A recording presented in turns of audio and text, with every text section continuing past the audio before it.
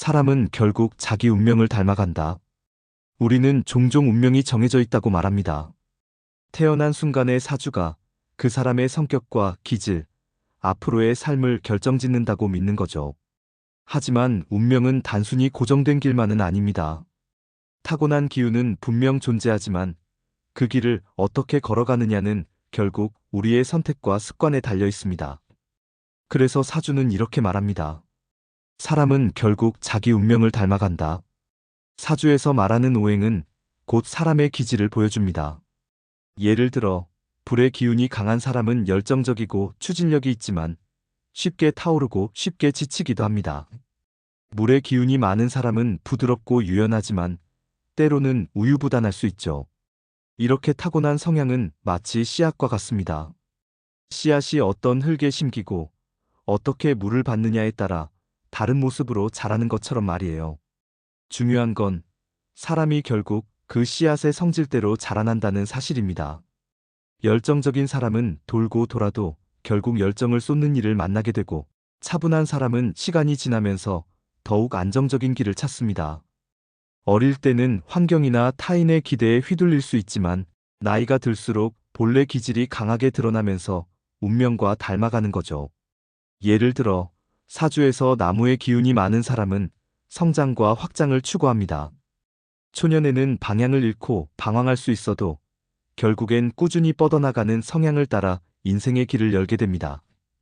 반대로 금의 기운이 강한 사람은 규율과 질서를 중시합니다. 때로는 완고하다는 평을 들어도 결국 자신만의 원칙을 지키며 살아가고, 그것이 삶의 기반이 됩니다.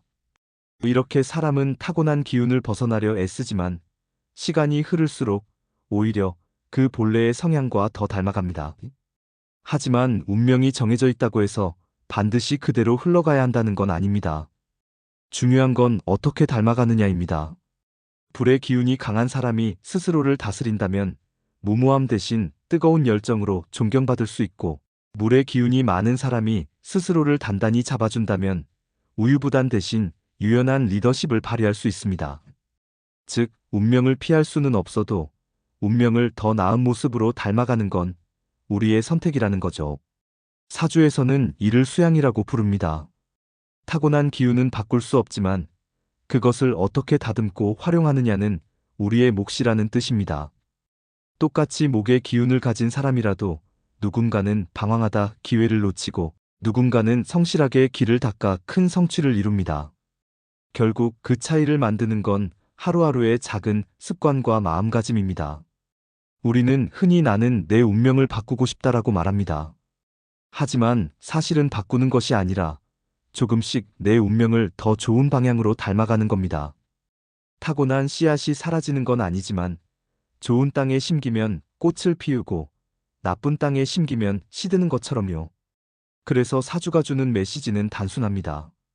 운명을 피할 수는 없지만 운명을 더 아름답게 닮아갈 수는 있다. 혹시 지금 내가 걷고 있는 길이 마음에 들지 않나요?